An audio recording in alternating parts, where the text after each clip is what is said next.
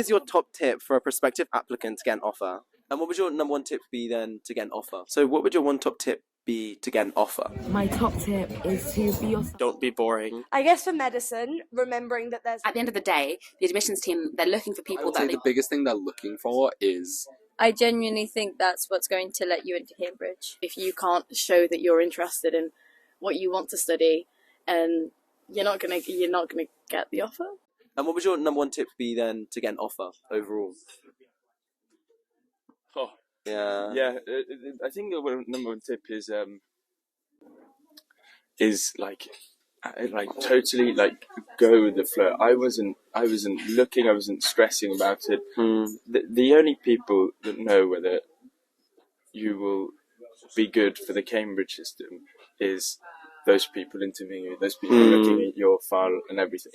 So just remember that in some sense it is out of your control. So stressing out about it too much is has no point. Take it a stage at a time. Do your best in everything, and then at the end they'll decide. And if they decide that it's not the best place for you, I don't know if they're right or not, but it's their choice. And there are so many other amazing unis, especially in the UK. So yeah, I think I agree. 100%. And also, worst comes to worst, you can reapply. Yeah. And also, I have lots of friends who have. I think it's not the end of the world. There's, like you said, lots of really, really good universities here. So it's not the be-all and end-all. I would say choose a subject that you're passionate about, not what people want you to apply for. Yeah. So don't just do medicine or law because it's medicine and law and you think it's really prestigious. You'll be miserable. Really research and choose a subject you love. Yeah. If you're really passionate about your subject and they see it, I genuinely think that's what's going to let you into Cambridge. Be really enthusiastic about your subjects. You genuinely just have to be yourself. Show people you're passionate. And how that kind of aligns with your future goals.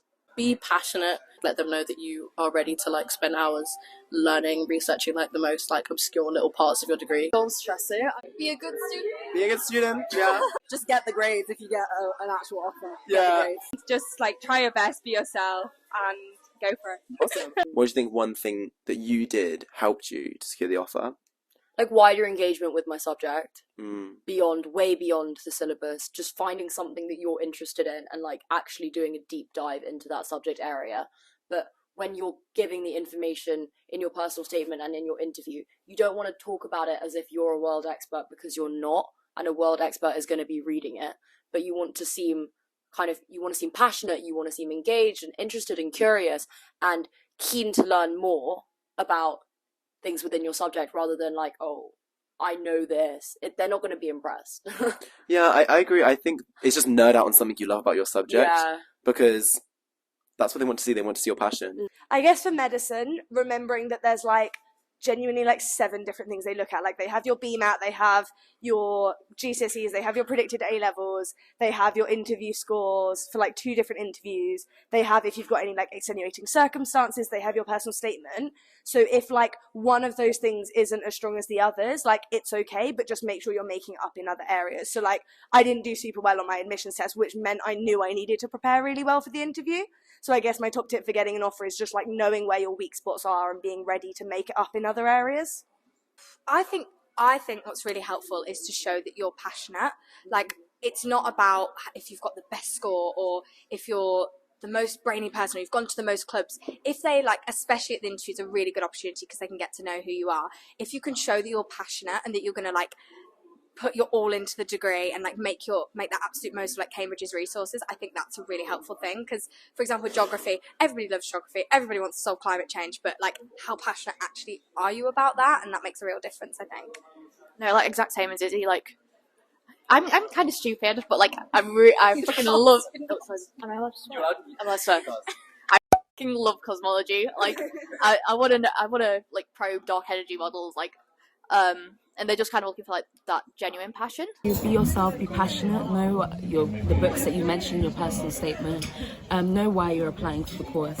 You know, have something that's beyond just I'm doing this for doing its sake. You're doing this because what do you want to get out of it? What's your vision after you graduate? Not everyone, you're not going to know everything you're going to do after you graduate, but what is it beyond the course that pulls you to that course? What is it that you think that if I come to this course, it's going to equip me for what I need to get to later on? Practice, I don't know, I mean, because obviously it's not just the interview, it's also the admissions tests, which you need to sort of feel comfortable doing and working out your technique with that. And then I think just sort of picking apart your personal statement as well,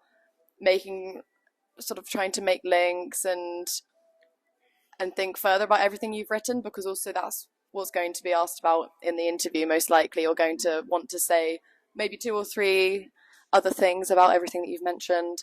Just know that really well, because that also is the proof that you do have an interest and that you do sort of try and take things further when you're interested in them. Yeah, I agree. I feel like it can be quite an overwhelming process if you look at it from like a wider perspective. But if you just take every step at a time and then put maximum effort into every individual bit of the application, it all kind of comes together in the end. I wouldn't like worry loads about the interview, for example, at the beginning of year 12, because you've got a lot of hurdles you still got to jump through before that. And if you just take it one step at a time with it, do your best and put as much effort as you're personally willing to put into each step, it will kind of come together if it's meant to be, I think. I would say don't be boring, because I think everybody here is weird, and it's not bad to be weird. Like, show why you're actually interested in it. Like, say the quirky thing of why you're there, because you are probably quirky by wanting to come here.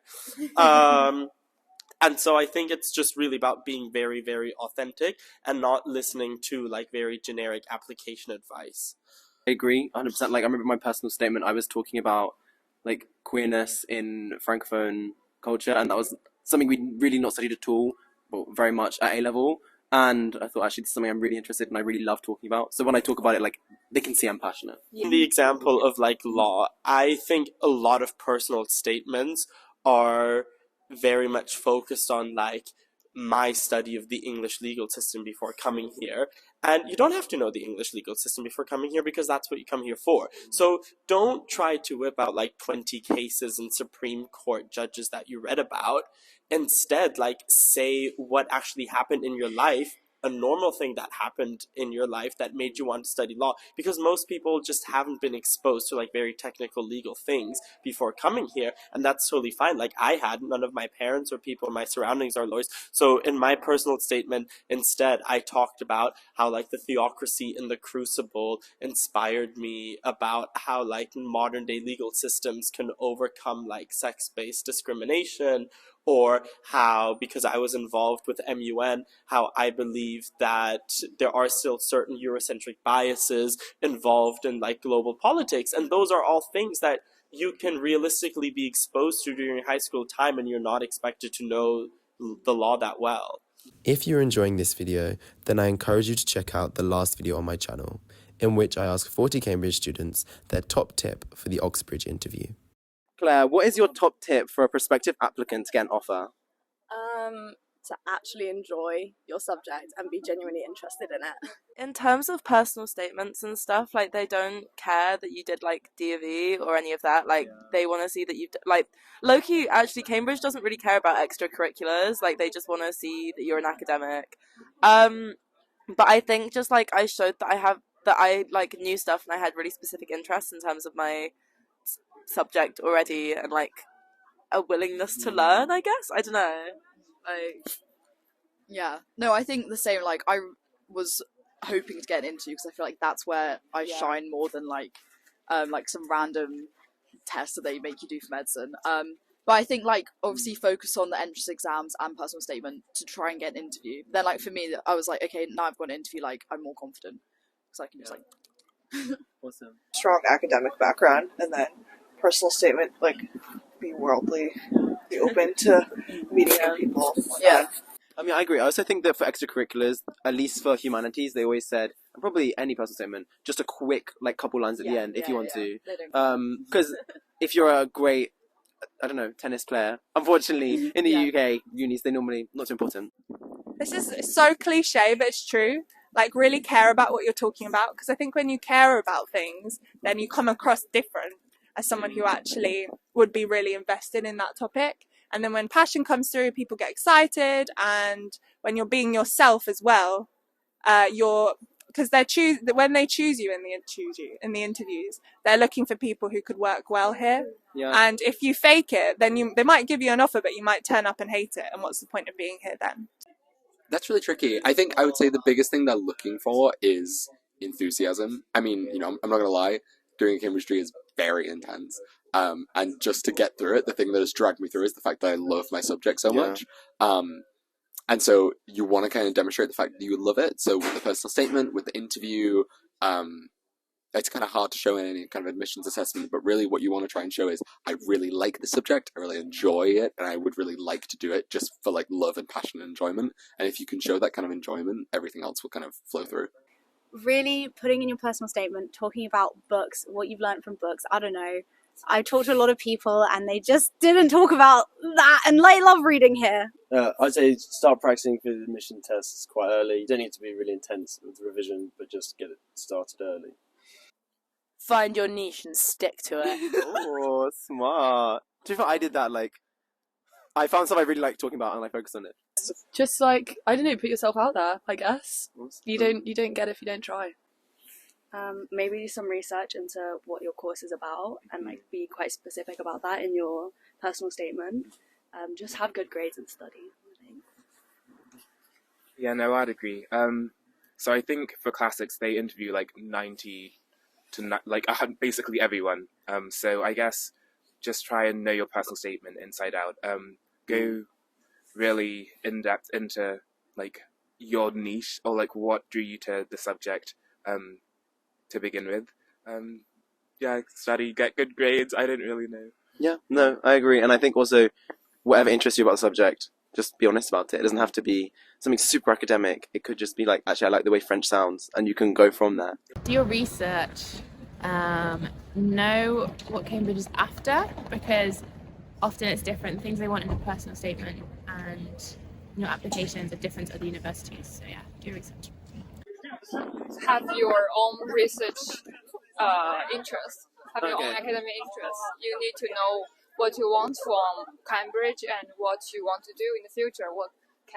How Cambridge help you with your studies and your future career? Awesome. And I think it definitely comes through from the interview more than the personal statement.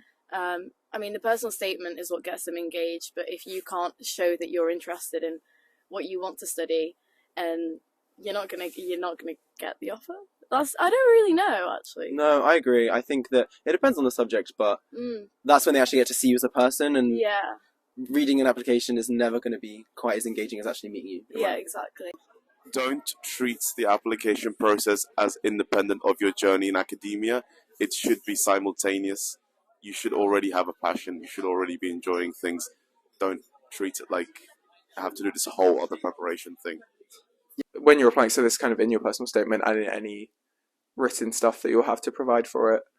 I mean, it's kind of similar to in the interview, I guess. It was just like, don't be trying to prove that you kind of know so many things and that you're kind of really smart, because they will have seen that so many times and they will kind of spot it from a mile away. So the key point is that you show that you are actually just interested in what you're doing, which hopefully you are if you're applying to do it. And that interest will kind of come across in just kind of being very thoughtful and open and creative. Don't lie. Like, I should have done maths and science A-level, but I didn't. And I told them I didn't. And yet... She's a psychology student. And yet I'm here. So, what can I say? What can I say? Well, so for linguistics you have to do like an assessment as well as the interview. And there's past papers of it online, and I just did all of those, and then to like figure out my timings. It might sound cliche, but you've got to try and be yourself.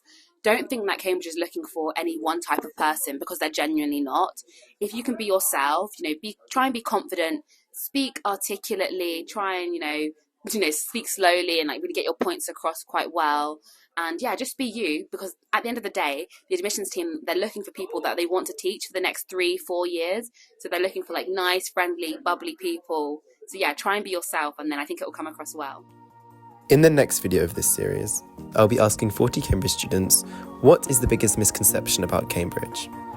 Also, stay tuned for weekly vlogs of my life here at Cambridge. This will include my studies, so lectures, classes, supervisions, but also my whole life here beyond that, which includes beautiful architecture, lots of social activities, and formal dinners.